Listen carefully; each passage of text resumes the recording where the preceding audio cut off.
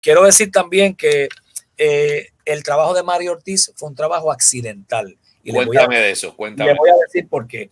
Estando en la Libre, yo recibo una llamada de Marito Ortiz, hijo, Mario. El hijo. Y me dice, David, tengo una emergencia, estoy en Telesound, cuando era en el Canal 4, el estudio de grabación. Ajá. Estoy en Telesound y papi está grabando su segundo disco y necesita un timbalero.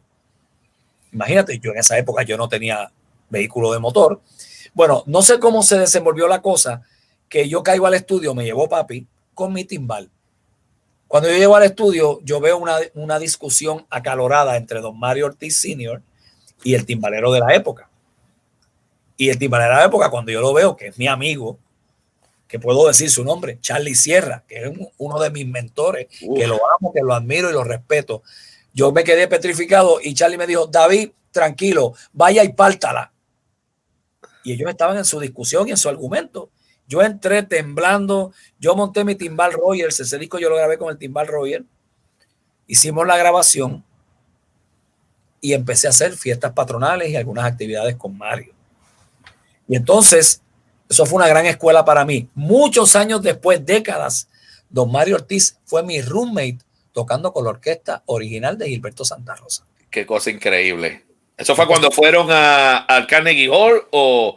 Fuimos al Carnegie Hall, fuimos a Venezuela, wow, fuimos a Panamá y Mario era mi roommate. Entonces, siguiendo esa secuencia de las orquestas, Gilberto y yo estábamos, como tú bien estuviste también en la Libre de Música, nos graduamos en el año 80, pero a principio yo entro en la Libre en grado 11, 1978. Gilberto, cuando me ve tocar, me dice, el día que yo haga una orquesta mía, tú vas a ser mi timbalero. 9 años después, me lo cumplió. Empezamos con la orquesta de Gilberto Santa Rosa y con Gilberto... Y para que vea, perdona que te interrumpa, y para que vea, Gilberto a ti te dijo, tú vas a ser parte de mi orquesta y lo cumplió. Eso es así. Y ahí vemos la palabra de Gilberto, como o sea, seriamente lo dije. Claro. A mí me pasó lo mismo con Gilberto y siempre digo lo mismo también, la palabra de Gilberto. Gilberto a mí nunca me dijo que yo iba a estar en su orquesta y así fue. Yo nunca tuve lo que está Gilberto. Así que para que ustedes vean que Gilberto es un hombre de palabra. Pues verá, Cascarita. Mira, bueno, yo estaba esperando tarde o temprano la explosión. Bueno, llegó. Anyway, no seríamos lo que somos si no fueran estos momentos tan bonitos, tan hermosos y tan picantes, que eso hace falta con tanta cosa que está pasando en el mundo. Cuando yo entro en el ambiente del tambor batá y todo ese tipo de cosas, quiero hacer la salvedad de que actualmente yo no profeso religión alguna y tengo mucha afinidad soy lo que le llaman un universalista. Yo siempre he pensado y he sido de los que cree que donde 2 o más estén, Dios está ahí. No importa el nombre que le pongan, no importa el dogma que prediquen, ser un buen ser humano ya es mi religión. Eso es lo importante. Pero digo este trasfondo porque estando activo en esa religión, pues obviamente se tocaba tambor batá y se tocaba todo eso. Y entonces Cachete me integra a Batacumbele y me da la sorpresa de viajar a Cuba en el año 1984, en donde tú fuiste invitado también por Cachete a hacer el viaje y nosotros vivimos uno de los momentos más lindos, más hermosos y más educativos estando allá en el año 1984. Surge la idea, vinimos con el repertorio de los Bambán, que estaba pegado La Tía, estaba pegado Anda, Ven y Muévete, de ese famoso disco. Que acababa de salir el disco. Acababa de salir cuando nosotros llegamos a Cuba la primera vez y Cachete lo incorpora al repertorio de la grabación. Y entonces,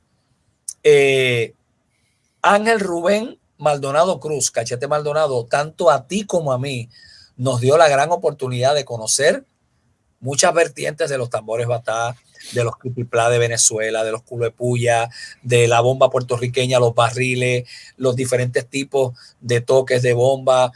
Cachete nos adoptó como hijos y nos bautizó, como quien dice, en ese renglón. Y también reconozco a mi maestro y mentor del tambor batá, José Miguel Ramírez, que fue la persona a quien yo le debo todo el conocimiento de batá que pueda tener, que ya se me ha olvidado más de la mitad, pero bueno, José Ramírez fue para mí mi mentor oficial de los tambores batá. Y yo le tengo que agradecer a todas estas personas. Me disculpan si soy repetitivo, pero es que yo entiendo que la gratitud es lo que hace que la humanidad prospere, porque cuando tú reconoces a las personas que te dieron la mano, entonces tú puedes decir, mira, tengo una vida plena y una vida feliz. Y de eso se trata. Mira, David, aquí hay una pregunta y con esto quiero empezar a decirles que preparen sus preguntas para David, que ya dentro de 15 minutos vamos a empezar a coger las preguntas que ustedes pongan por ahí. Aquí hay una pregunta, dice, pregúntale a David qué quiere decir cuando dice que los tambores están bautizados. Muy buena pregunta. Ok, los tambores batá son oriundos de Nigeria, al oeste de África, y en su esencia continúan siendo 6 tambores. Lo que sucede es que cuando viene la trata negrera, esos tambores cuando llegan a Cuba, recuerden el famoso sincretismo litúrgico y el mestizaje, degeneran en 3 porque el patrón que llevan los tambores batas pequeños, que es el mismo tambor pero en miniatura, se toca con un cáñamo, ¿verdad? Una vara de caña, y hacen unos patrones polirrítmicos muy diferentes a lo que están haciendo el iyá, que significa tambor madre, el itótele, que es el segundo de la familia, y el ocóncolo u omelencó, que es el más pequeño de los 3 tambores batá. Cuando hablamos de un tambor bautizado, que es el término que se utiliza blanco, si vamos a la negrura, es un tambor de fundamento. De fundamento. Un tambor preparado para que se establezca el vínculo, la unión entre lo que es la espiritualidad de los orichas, que son los santos en una religión politeísta, tenemos que estar claros, que son propios del panteón yoruba, que se tuvieron que ver mezclados, sincretizados por la trata española, y entonces el negro, con temor a que no le fueran a quitar sus raíces, pues veía que cuando tronaba los españoles decían Santa Bárbara bendita y ellos decían Cabio Sile Changó. Pues entonces ellos asociaron lo que era la santa griega, que era una santa, la diosa de los morteros y de los guerreros, con su copa, con su espada y un castillo. Dijeron, ese Changó, que es el rey de Oyo. ¿Ok? Entonces, el tambor batá tiene una deidad que mora dentro de él, que se llama Añá. Por eso es que los hijos de Añá, los Omo, en Yoruba es hijo, los Omo Añá, son personas que al igual que el tambor, tienen que pasar por una ceremonia de fundamento, de jurarse frente al tambor para que estén capacitados y conozcan todo el ministerio. Eso es un ministerio precioso para poder ser tamboreros de batá. Y hay un tambor que se llama el adverícula, que es el tambor profano. Es este que yo tengo aquí. Esto es un tambor advericular. ¿Ok? Esto lo puede tocar cualquier persona.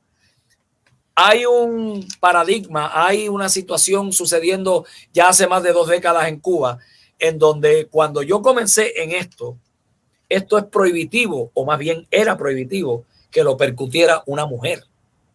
Y ahora hay un grupo en Cuba que lleva más de 1 década que se llama Obini, que significa en Yoruba mujer. Obini batá, mujeres con el batá. Y he visto videos también de tamboreros juramentados que son sacerdotes de Ifá, babalao en la religión yoruba, donde están tocando el mayor y hay una mujer, creo que es sueca o es holandesa, tocando el segundo. Pero en fundamento, en fundamento. No, apericular. Ah, ok. Eso hay que aclararlo. A eso voy. Todo en la vida, ahora la famosa palabra que hay en todo lo que tiene que ver con las artes, la música y todo, es evolución. El batá que yo aprendí no es el batá que se está tocando hoy en Cuba. Igual que la rumba. Igual que la rumba. O sea, ahora está el guarapachangueo, que fue creado por los chinitos allá, los muchachos. Saludos a Marley López, si nos está viendo, un percusionista. Yo le llamo el pulpo extraterrestre. Ellos inventaron el guarapachangueo y a mí me hicieron una historia de la guarapachanga, pero al conocer a los chinitos allá de La Habana y ver cómo ellos fueron evolucionando y adaptando esas corrientes, omitiendo un tambor dentro de lo que es el concepto de la rumba, es tumbador y quinto, no tumbador, 3 golpes y quinto. Ellos empezaron a hacer unos cambios como se hizo cuando salieron los pleneros del Quinto Olivo en Puerto Rico, porque aquí lo que se tocaba era quinto y tumbador. El banao, como le dicen en Ponce, y el puntero, como le decimos acá, los pleneros del Quinto Olivo, pioneros en eso. Pues en ese caso, el tambor batá pasa por una ceremonia donde se corta, donde se ahueca, donde se le reza, donde se le hace un ritual para poderlo preparar para recibir a esa deidad que mora dentro del tambor. Es un secreto que solo lo conocen los que están juramentados al tambor. Y entonces el profano, el avericulaje, el que se graba en los discos, es el que yo le acabo de enseñar. Aquí también tiene unos tambores batá. O sea, hoy vemos a un Marley López, el Piri de los Chinitos de Cuba, que enseña a través de internet, que lo pueden buscar. Tiene japoneses, tiene checoslovacos, europeos, tiene de todas partes del mundo, mujeres, hombres, porque la educación no tiene que ver con religión alguna. Exacto. Claro, claro. Si vamos a hablar de una religión milenaria como es la Yoruba de África, tenemos que saber que todos esos toques tienen un propósito, tienen un nombre de una deidad, y por eso uno se aprende esos toques por el nombre de la deidad. Es igual que los tambores que tocan los hindú, los que tocan los Hare Krishna, toda esa gente. Eso tiene un dialecto. Exacto. Y entonces ahí, pues cuando entra ya los fanáticos que dicen, no, porque están reclamando las fuerzas del mal, yo no entro en nada de eso. Es música. Exacto. La música no tiene que ver con la espiritualidad en ningún momento. Digo, va a haber mucha gente que puede diferir y yo lo recibo con respeto. Pero cuando vamos a aprender, no podemos pensar en prohibiciones porque el saber no tiene prohibición. La música te lleva a conocer no solamente la parte armónica, la parte melódica, la parte rítmica. La música te lleva a estudiar y te obliga a estudiar historia, porque no es lo mismo tú ponerte a hablar. Aquí vino Wynton Marsalis a dar una clase magistral y un concierto. Y Wynton Marsalis se paró frente a aquel escenario y dijo, gracias por haber venido aquí. Les voy a presentar ahora lo que es un compendio de los años 20 a los años 2000, de cómo se tocaba la trompeta en cada una de esas décadas. Para tú poder hacer eso, compadre, tú tienes que haber estudiado música, tienes que haber escuchado miles de melodías, y eso es el mensaje que yo siempre le brindo a todos los muchachos. Y yo sé que eso tú lo haces como un apostolado en tus estudiantes. Sí, señor. De college. O sea, señores, el que tú escuches al pasado no te va a restar mérito. Todo lo contrario, tienes herramientas y recursos para poder decir, esto vino por aquí, pero yo le voy a añadir esto. ¿Qué fue lo que hizo Puente? ¿Qué fue lo que hizo Uba Nieto? ¿Qué fue lo que hizo Mike Collazo, Nicky Marrero, el pirata Charlie Cotto? Toda esa gente venían unos a otros cogiendo la evolución de lo que fueron aprendiendo, y acá le metían su toque, su gracia, que es lo que yo siempre he querido armonizar con nuestros hermanos cubanos, de que yo siempre les he reconocido de que el padre de la salsa se llama el son.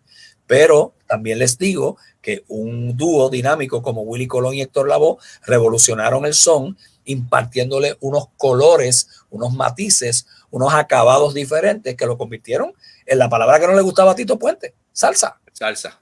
Pero también recordemos a Ignacio Piñeiro, el gran compositor cubano, que hacía muchos sones pregones, y en eso está Échale Salsita. Échale salsita. Todo eso viene por ahí.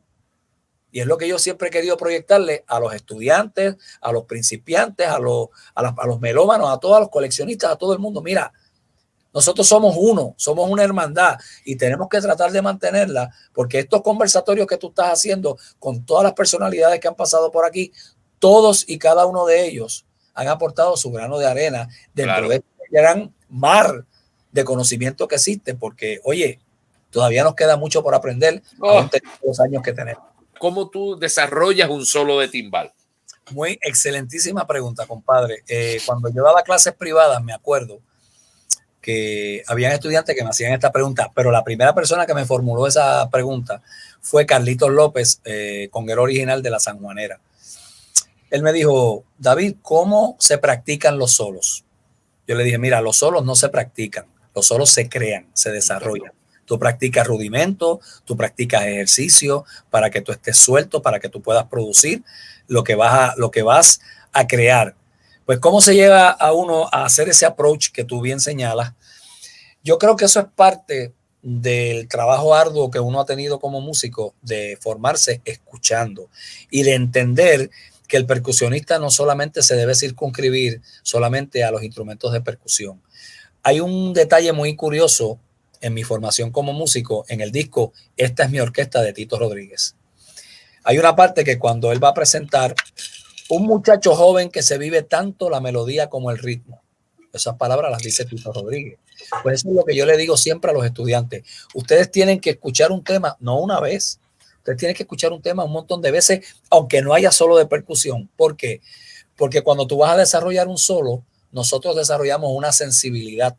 Nosotros desarrollamos una comunicación espiritual que nos capacita y lo sentimos en la piel, lo sentimos en el cuerpo, en el estómago, y ahí los golpes van fluyendo según tu estado de ánimo.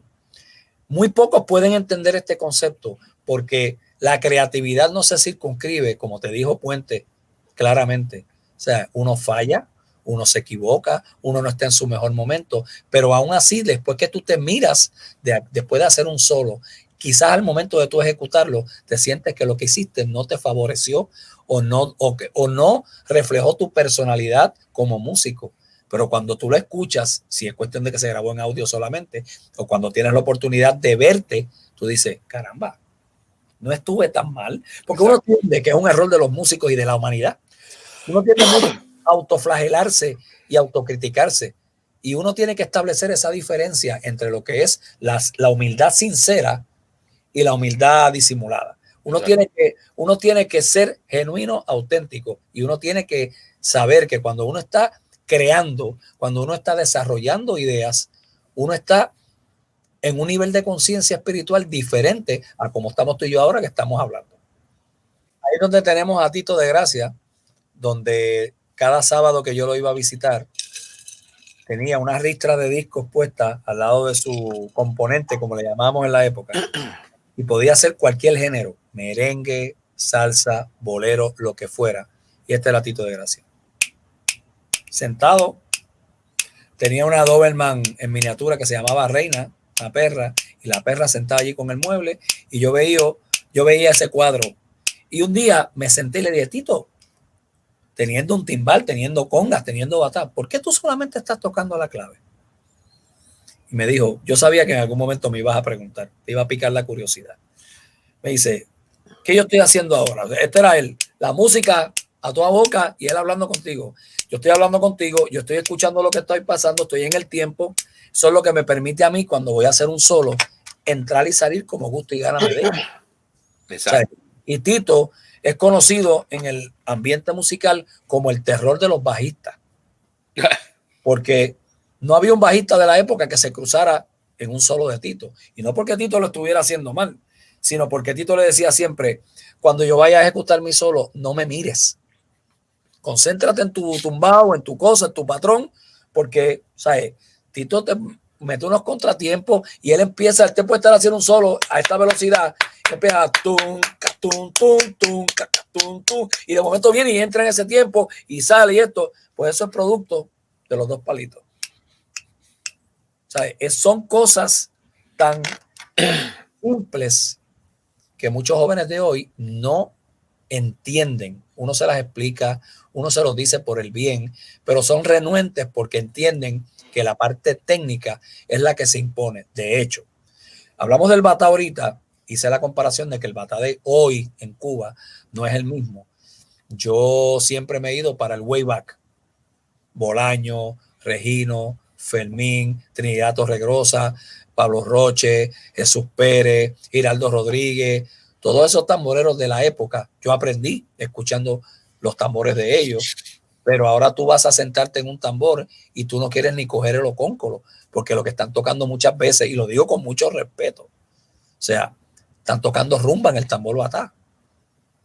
Y a veces uno dice, wow, tremendo. Y a mí me gusta, pues yo creo mucho en la evolución, pero hay que respetar el fundamento. Sí. Eso se circunscribe a todo en la vida.